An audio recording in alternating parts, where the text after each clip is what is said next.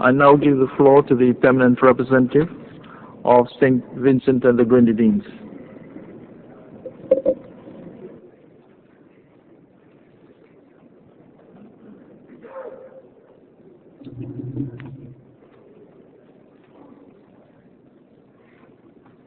Mr. President, Excellencies, ladies and gentlemen.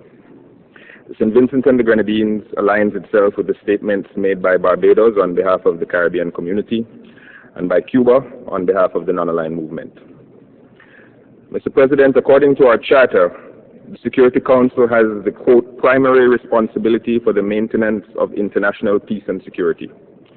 It is through the prism of that formidable responsibility that St. Vincent and the Grenadines views this report and the question of Security Council reform. In our own region, St. Vincent and the Grenadines would like to thank the Council for continuing to focus its attention on the threats to peace and security that face our brothers and sisters in Haiti. We welcome the continued presence of MINUSTA and call for its further extension and expansion in a manner that reflects the current situation on the ground and is cognizant of the ongoing threats facing our fellow CARICOM state. There are also many hotspots and flashpoints for conflict across our troubled planet, and St. Vincent and the Grenadines thanks the Council for the work that it has done and continues to do in furtherance of its functions and responsibilities. For every conflict contained, resolved, or avoided through the work of the Council, we are grateful. We also acknowledge the magnificent bravery and sacrifice of the troops, police, and other personnel, and thank those states who have volunteered their sons and daughters to the noble cause of world peace.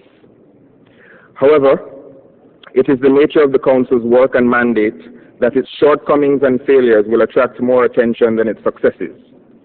And this is as it should be, because every failure of the Council represents lives lost, peoples uprooted, and development in reverse. In that regard, my delegation confesses some disappointment with the content of the report before us. I am reminded of the job applicant who, lacking the necessary accomplishments to distinguish himself, resorts to puffery and padding of his resume, to dazzle with verbs and verbosity, or mind-numbing recounts of data that are devoid of context. Take, for example, the Council's assessment of its work in the Sudan, where, as we speak, another slow-moving genocide is staining humanity's conscience.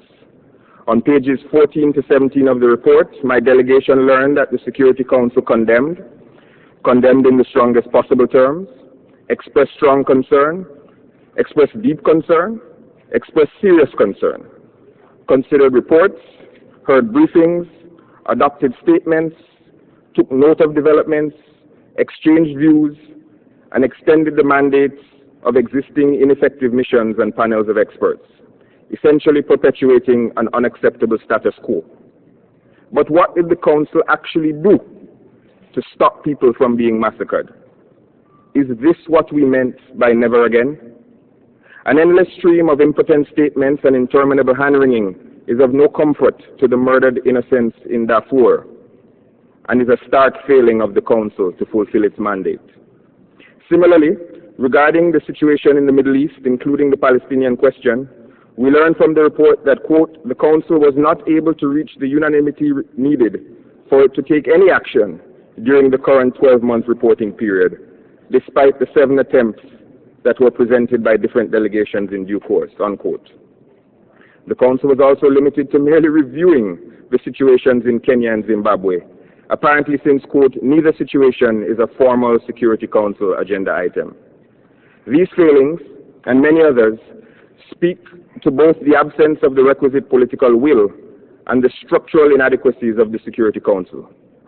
Political priorities, which justify billions to save profligate financiers but pinch pennies in life-saving efforts, or which sacrifice our young in far more ignoble adventures than the cause of international peace, cannot be blamed solely on the Council. However, we can and must address the issue of the reform of the Council, because its current track record does not inspire confidence in its ability to operate effectively as is. Mr. President, when the Security Council was created in 1948, the United Nations consisted of 58 members. St. Vincent and the Grenadines, like 133 other current member states, was neither consulted nor afforded an opportunity to address the composition and function of the Council. And when we joined the United Nations, like 133 other states, the composition of the Council was presented to us as a fait accompli, an immutable and immovable object in the United Nations landscape. As the world has moved from great power unilateralism to multipolar, multilateral interconnectedness, and as new powers and threats have emerged and old ones have faded, the Council remains stubbornly resistant to change and impervious to the logic of an evolving world. As the United Nations trumpeted equality, the Council remained fundamentally unequal. As we chair emerging democracies, the Council is firmly undemocratic and unrepresentative. As we demand transparency, the Council's functions remain shrouded and opaque. And as we decolonize the world, our most cherished international function remains the sole province of a virtual five-headed monarchy, largely unchanged in 60 years of global metamorphosis. How, for example, can this report state that, quote, Africa again featured prominently on the Council's agenda, unquote, when the Council itself remains devoid of permanent African presence?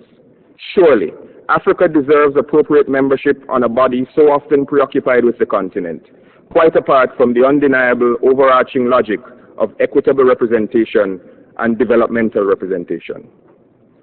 To be fair, the stagnation of reform is not entirely the fault of the Council itself, but of we, the members of the General Assembly. We have for too long succumbed to paralysis by analysis, or the undue pressures of minority groups with a narrow self-interest in inaction. We therefore welcome Decision 62557, which you, Mr. President, described on Monday as our roadmap and yesterday as our platform for progress. Decision 557 has finally cleared the way for intergovernmental negotiations to begin no later than February of next year, but hopefully much sooner. There will undoubtedly be hiccups on the road to substantive Security Council reform. However, we urge all member states to approach this process with good faith and flexibility.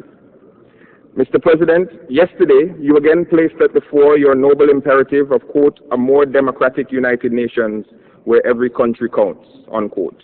Your imperative is rooted in the principle of sovereign equality of states that undergirds the operation of this body. This equality may be a legal fiction, but the legality of that fiction is enshrined in our charter and has no place for Orwellian notions that some states are more equal than others. It follows naturally from this concept that negotiations are open to all states and that all states' voices are equally respected in a process such as this. As such, St. Vincent and the Grenadines rejects as a matter of principle the notion of undue pressure being applied by minority groups, or the concept of backroom gentlemen's agreements that supersede the letter and spirit of unanimous decisions.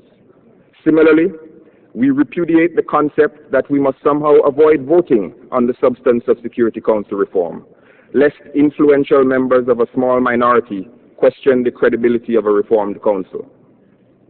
To this we ask, what of the 134 members who have never had the opportunity to voice an opinion on the current council? Are we not collectively and individually influential? And why should we accept the credibility of a process that denies us our right to stand up and be counted? To fear the transformative democratic power of the vote, or to weigh and rank states' positions by their military and financial might, is to debase the foundations upon which this institution stands. We have as our roadmap a decision that explicitly divorces the consultative role of the open-ended working group from the substantive negotiations to come in the General Assembly plenary. It serves no one to revisit, renegotiate, or subvert a unanimous decision of such recent vintage. The clarity of Decision 557 leaves no doubt as to the urgency of our task. Mr. President, St. Vincent and the Grenadines has no aspirations to join the permanent membership of a reformed council and is under no illusions as to the difficulties inherent in the reform process or the myriad modern challenges facing a reformed council. Instead, we approach this issue from a position of principle and pragmatism, and we see the efficacious functioning of a democratic, representative, nimble, responsive, and transparent council as absolutely essential to the core values of the United Nations. Let us rise above pettiness and dilatory tactics and get on with the serious work of reform. I thank you. I thank the